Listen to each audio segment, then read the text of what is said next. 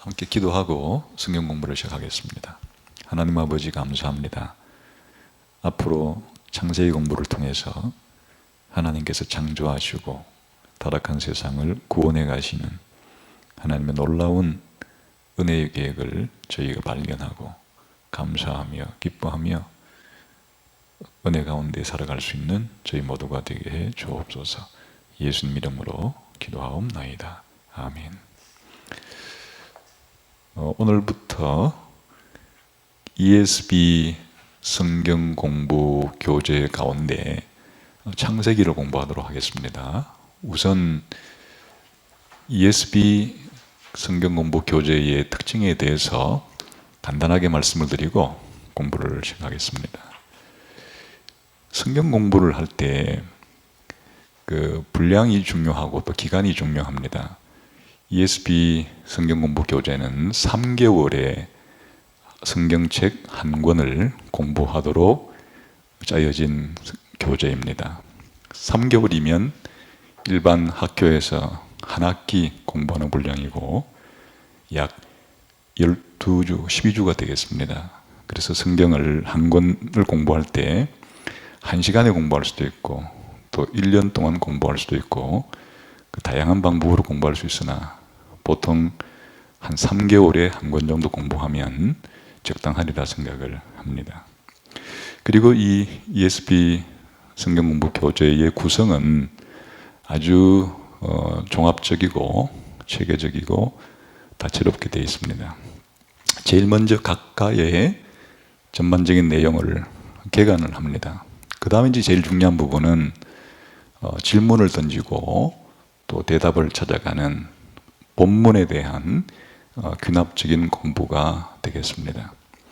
그 이후에 보통은 이제 귀납부적 성경 공부가 여기까지만 질문과 대답을 하는 그 부분만 질문으로 되어 있는데 이제 이 책의 가장 큰 특징은 그 이후에 신학적으로 가장 중요한 방식으로 이제 보충 설명이 되어 있습니다. 첫 번째는 각각 공부하는 본문이 예수님과 은혜의 구원 교리에 비추어서 한번 복음의 핵심을 한번 살펴봅니다. 그 다음에 성경신학 관점에서 이 본문에 나오는 중요한 주제들이 성경 전체를 통해서 어떻게 확장되어 가는가 하는 것을 공부를 합니다. 마지막으로 조적신학적 관점에서 본문에 나오는 가장 중요한 기독교 교리는 무엇인가 하는 것들을 살펴봅니다. 그러니까 성경 한 권의 그 한 본문을 귀납적인 방식으로도 공부하고 그 다음에 연역적으로 종합적으로 복음과 관련해서 성경신학과 관련해서 조지신학과 관련해서 총체적으로 본문을 공부하는 방식으로 되어 있습니다. 일반적인 다른 성경 공부 교재에서는 찾아볼 수 없는 이 책만의 가장 중요한 특징이라고 할 수가 있겠습니다. 그리고 이제 세 번째 중요한 특징은 이 성경 공부 교재는 ESV 스터디 바이블과 함께 공부할 수 있도록 되어 있습니다. 이 ESV 스터디 바이블에 나오는 그 본문 자체의 줄을 먼저 읽고 이 교재에 나오는 질문에 답을 할 수 있도록 그렇게 되어 있기 때문에 반드시 이 교재를 공부할 때는 ESV 스터디 바이블과 함께 공부를 해야 합니다. 그래서 ESV 스터디 바이블은 스터디 바이블 역사상 가장 우수하고 탁월한 그런 스터디 바이블로서 성경 본문에 대한 방대한 주석이 달려 있습니다. 그래서 이제 ESV 스터디 바이블과 함께 늘 연동해서 그렇게 공부해야 되기 때문에 공부를 할 때는 항상 ESV 스터디 바이블과 이 교재를 함께 두고 그렇게 공부를 진행해야 합니다. 자, 그러면 오늘은 창세기 공부의 제1과 개관을 공부하도록 하겠습니다.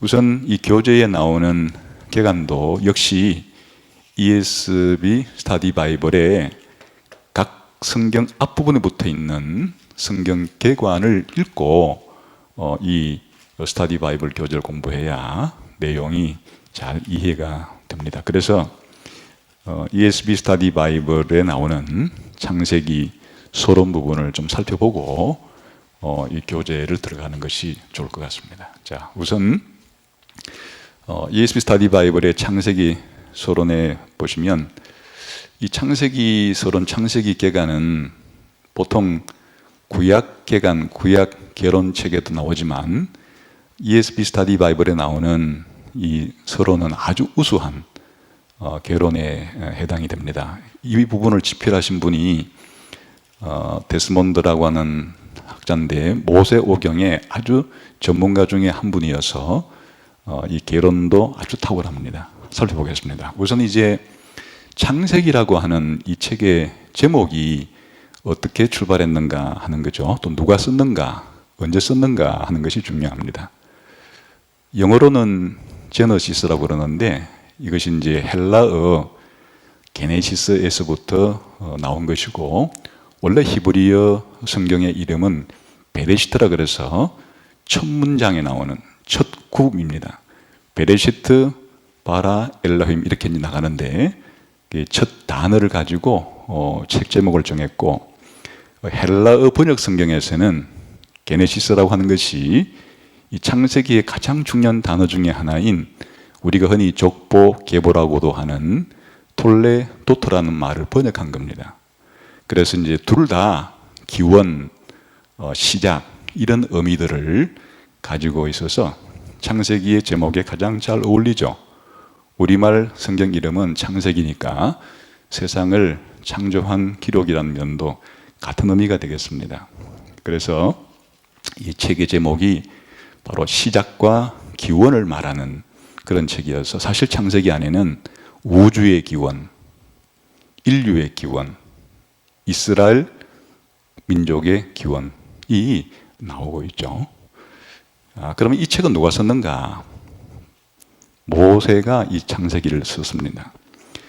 모세는 이 창세기만이 아니라 우리가 흔히 모세오경이라고 부르는 창세기, 출애굽기, 레위기, 민수기, 신명기 이 5권의 책의 저자이기도 합니다. 이게 이제 전통적인 입장입니다. 전통적인 입장은 기독교 이전에 유대인들로부터 우리 기독교인들이 19세기까지 누구나 이 창세기는 모세오경 전체와 함께 모세가 저술을 했다. 그렇게 이제 생각을 해왔으나 19세기, 20세기에 비평학자들은 수많은 자료들을 편집해서 후대에 다른 사람들이 편집했다. 이렇게 이제 생각을 하죠. 그 모세가 이 책을 썼다고 하는 전통적인 관점에서는 모세가 출애굽한 연대가 주전 1500년경일 수도 있고 주전 1300년경일 수도 있습니다. 이 두 가지가 있는데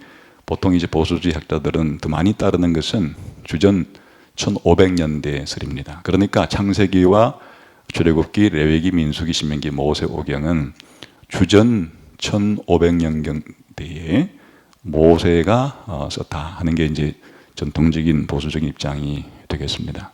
그러나 비평학자들은 많은 자료들이 가지고 약 1000년 뒤쯤 주전 5세기경에 최종적으로 누군가가 편집을 했다. 1000년의 차이가 나는 거예요.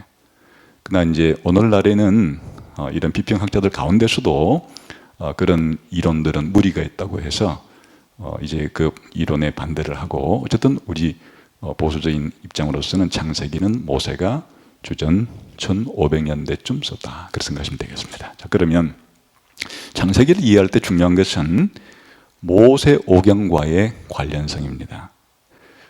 모세오경의 일부예요. 그 창세기는 물론 독립된 한 권의 성경책이기도 하지만 모세가 쓴 창세기부터 출애굽기, 레위기, 민수기, 신명기 5권의 5부작이라고 해도 좋은 5부작 중에 일부에 해당이 되는, 또 5권으로 된 책 가운데 제1권에 해당되는 같은 연관성이 있다는 거죠. 그러면 어떤 연관성이 있는가 하니까 모세오경의 나머지 4권의 책, 출애굽기부터 신명기까지는 가장 중요한 핵심 내용이 시내산에서 하나님과 이스라엘 백성 사이에 맺은 언약이 중심입니다.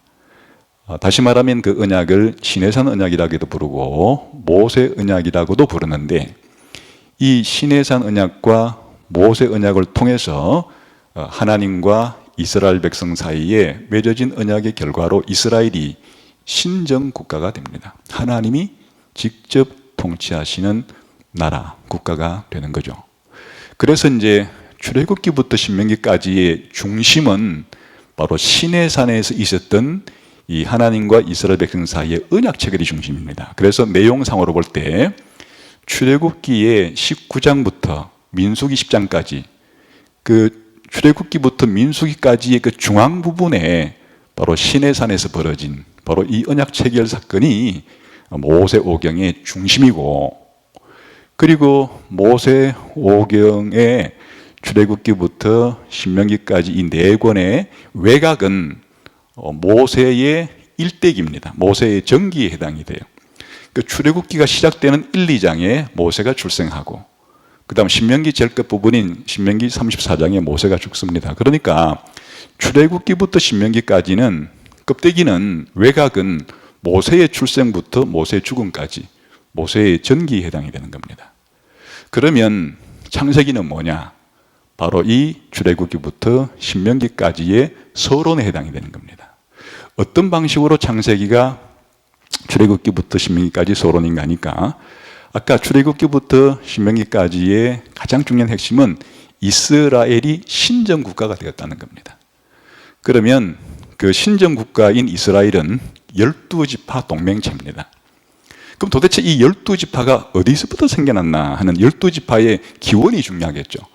그래서 창세기 12장부터 50장까지는 이스라엘 12지파의 족장들 이야기, 야곱의 12아들의 탄생 이야기가 나오는, 그 12지파의 족장인 12족장들은 야곱의 아들이고, 야곱은 이삭에게서 나왔고, 이삭은 아브라함에게서 나왔죠. 그러니까 아브라함과 이삭과 야곱의 12아들이 신정국가 이스라엘의 시작과 기원을 알리는 거예요. 그게 서론이죠.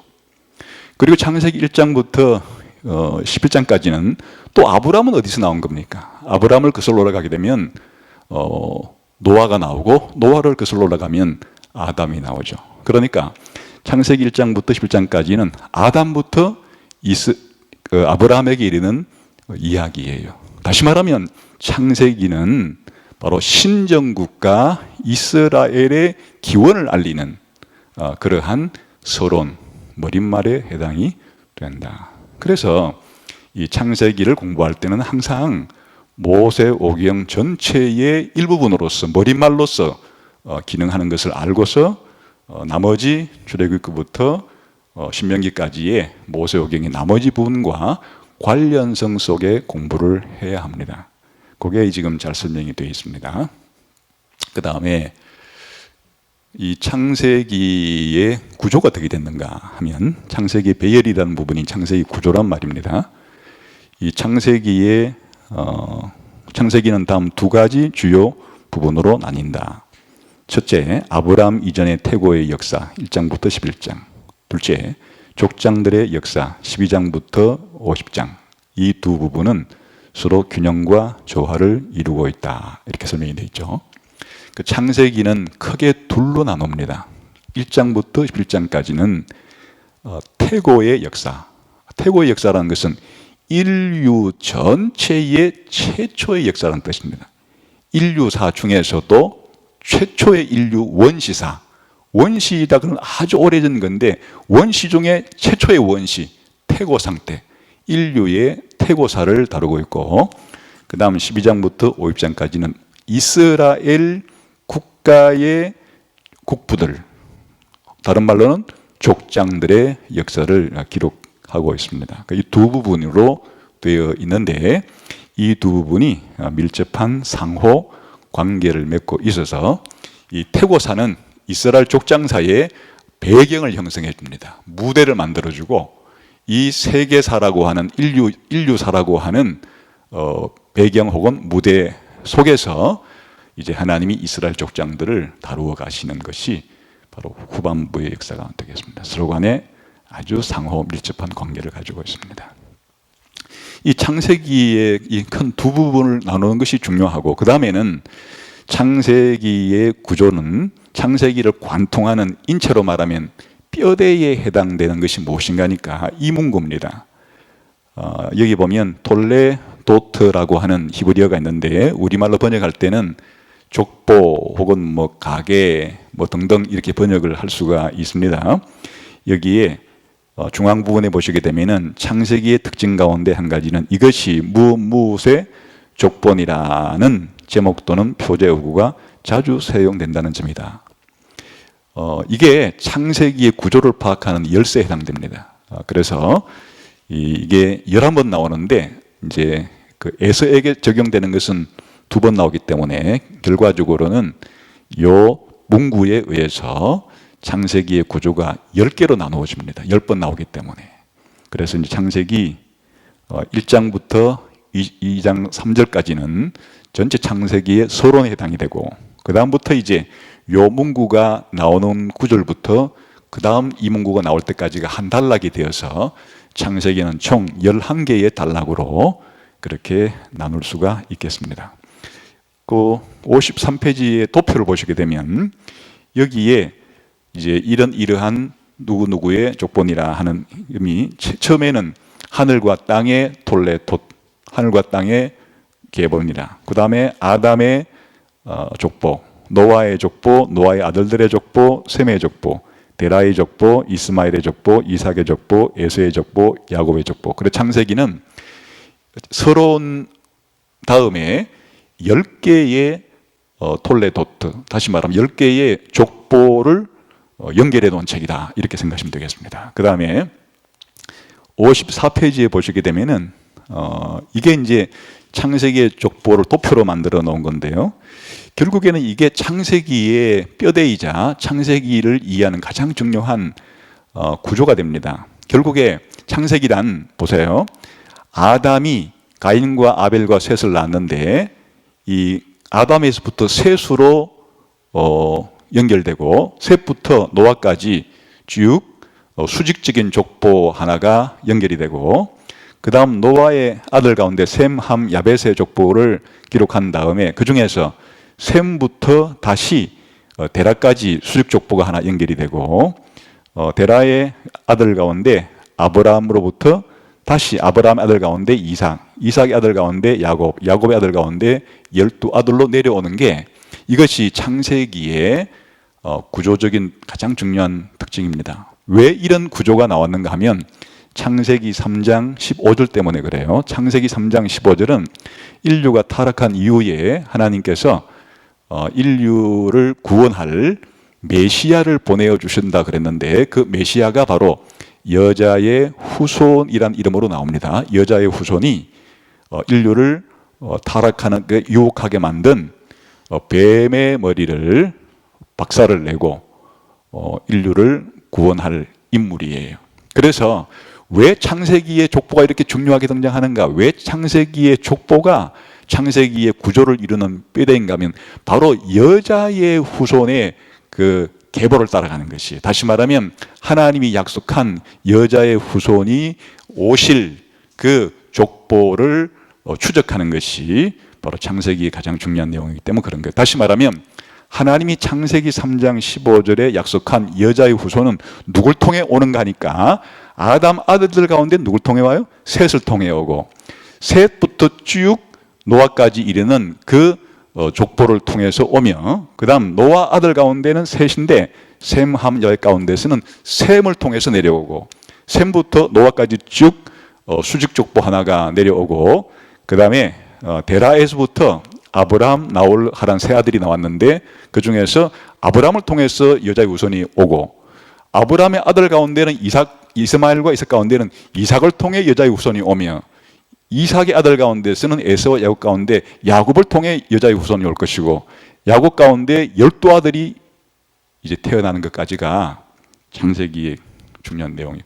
그럼 이게 나중에 이제 성경 전체로 연결되면 이제 이 다음부터 어떻게 되는가 하면 야곱의 12아들 가운데 유다 지파를 통해서 여자의 후손이 올 것으로 예고가 됩니다. 그 다음에 이제 그 구약 성경의 역사서에 들어가게 되면 사무엘에서부터 유다 지파 가운데 다윗 가문을 통해서, 다윗 후손을 통해서 이 메시아가 와서 신약 성경을 탁 열면 마태복음 1장에 예수님이 바로 아브라함과 다윗의 후손으로서 오신 분이시다.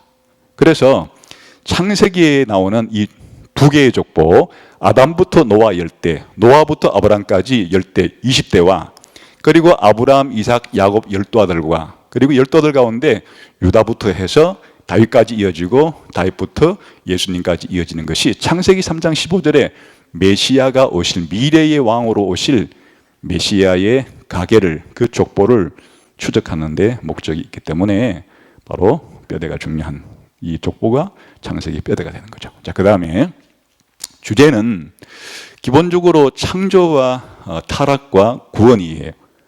이게 성경 전체 주제이기 때문에 그렇죠. 성경은 하나님께서 인간을 창조하시고 그러나 그 인간이 타락했고 그러나 하나님은 타락한 인간을 구원하신다는 것이 이게 성경의 주제이기 때문에 바로 창세기는 모세오경의 시작일 뿐 아니라 또 모세오경은 성경 전체의 시작이기 때문에 창세기의 주제도 바로 창조와 타락과 구원이라는 주제를 다루고 있다, 그런 뜻입니다. 그래서 그 핵심 주제라는 것은 요거를 조금 더 풀어놓은 것이고요.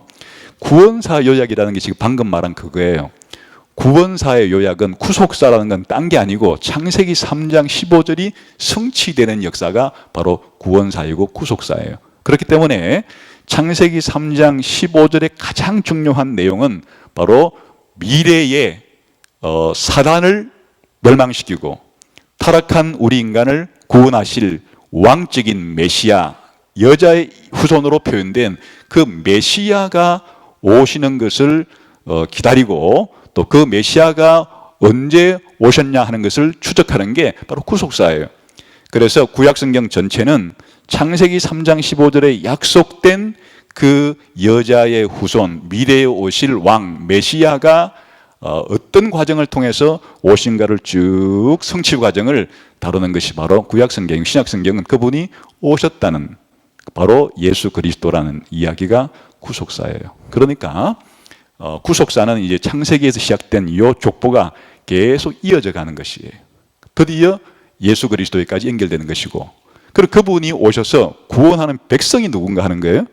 그게 바로 이제 이 창세기에 구체적으로 드러나 있는데, 하나님이 아브라함에게 약속한 두 가지가 있어요. 하나는 무엇인가 하면 너를 큰 국가로 만들어주겠다. 큰 국가로 만들어준다는 이야기인즉슨 바로 후손과 그 후손에게 땅을 준다는 얘기예요. 국가가 생기려고 하면 백성이 있어야 하고 백성이 사는 영토가 필요하기 때문에 하나님이 아브라함에게 큰 국가를 만들어준다는 약속 속에는 바로 후손과 땅에 대한 약속이 포함되어 있는데, 이것은 바로 이스라엘 국가를 가리키는 거죠. 구약시대 예수님이 오시기 전까지는 바로 이 이스라엘 국가가 왕 대신 예수님이 나중에 통치할 하나님의 백성이 되는 거고, 그러나 이 이스라엘 백성이 자신들의 사명을 제대로 감당하지 못했기 때문에 이제 예수님께서 오셔서 교회를 통해서 세계 만국이 복을 받으리라는 아브라함에 대한 두 번째 약속을 따라서 바로 세계 만국으로부터 구원을 받게 되는 교회가 하나님 백성이 되는 거예요. 그래서 구속사라는 것은 딱 두 개예요. 하나는 우리를 구원하실 구원자이신 예수 그리스도가 창세기 3장 15절부터 어떻게 계속 이어져 내려오는가에 대한 이야기고, 그분이 영원토록 다스릴 하나님의 백성의 구약시대는 이스라엘 국가고 신약시대는 바로 교회라고 하는 이야기가 구속사의 핵심이 되는 겁니다. 그 창세기는 이 구속사의 첫 단추를 끼운 거죠. 구속사의 첫 번째를 보여주는 것이 바로 창세기이기 때문에 대단히 중요하다 하는 거예요. 그 다음에 이런 이제 창세기를 읽을 때 오늘날 현대 독자들에게 있어서 어려움은 현대인들이 가지고 있는 과학적인 지식과 역사적인 지식, 다시 말하면 천문학이라든지 지질학이라든지 생물학이라든지 이런 것들과 어떻게 창세기가 연관이 되는가, 혹은 또 우리 그 현대인들이 고고학을 통한 고고학 지식들을 쌓아놓고 있는데, 그런 고고학 지식들 역사와 역사에 해당이 되는 그런 지식들과 창세기가 어떻게 연결이 되는가 하는데 많은 이제 현대인들이 어려움을 느끼죠. 그러나 이 창세기는 역사예요. 실제 일어난 일을 기록한 것이고, 또한 물리적인 우주의 기원을 말해준다는 측면에서 과학적인 면도 있으나 현대인들이 궁금해하는 그런 과학적인 질문에 답하는 책은 아니에요. 그래서 이런 이제 연관성을 생각하시면 되겠어요. 그 다음에 문학적인 특징을 보시게 되면 아까 개요라고 쓴 63페이지를 보세요. 이 창세기는 기본적으로 이제 구조 분석을 할 때 아까 말한 두 가지를 결합시키면 되는 겁니다. 크게는 창세기가 몇 번으로 나눠진다 그랬어요? 두 부분. 그래서 1장부터 11장까지는 태고의 역사이고 태고 사고, 12장부터 5장까지는 족장 사고, 이렇게 크게 둘로 구분해 놓고 그 다음에 이 전체를 연결하는 것은 10개의 그 톨레 도토라 그랬어요. 그래서 여기에 태고의 역사 가운데 그 A번 1장 1절부터 23절은 서론에 해당이 되고, 그 다음에 B, C, D, E, F는 각각 여기 하나의 톨레 도토예요. 요게 하나의 족보들이에요. 이렇게 구성이 되어 있어요. 그 다음에 족장들의 역사 가운데서도 역시 5개의 톨레 폛이 나오는데, 그 중에 가장 중요한 이 족보는 3개의 족보예요. 이 데라의 족보와 이삭의 족보와 야곱의 족보. 다시 말하면 데라의 족보 가운데는 아브라함 이야기가 중심이고, 이삭의 족보 가운데서는 야곱이 중심이고, 야곱의 족보 가운데서는 요셉을 중심으로 한 12아들 이야기예요. 이게 이제 핵심이고, 아주 보조적으로 부수적으로 이스마엘에 대한 족보 하나와 그 에서에 대한 족보가 나오는데, 그건 그냥 부록처럼 살짝 끼워 넣으면 되는 거예요. 그래서 기본적으로 이제 12장부터 50장까지는 한마디로 말하면 아브라함 이야기, 야곱 이야기, 요셉 이야기가 중심이 되고 있다. 이렇게 이제 전체 구조를 보시면 되겠습니다. 자, 이렇게 우선 개관을 공부할 때는 항상 ESV 스터디 바이블에 나오는 그 각 권의 그 서론에 해당되는 것들을 읽고, 그 다음 ESV 교재의 개관을 공부하면 되는 겁니다.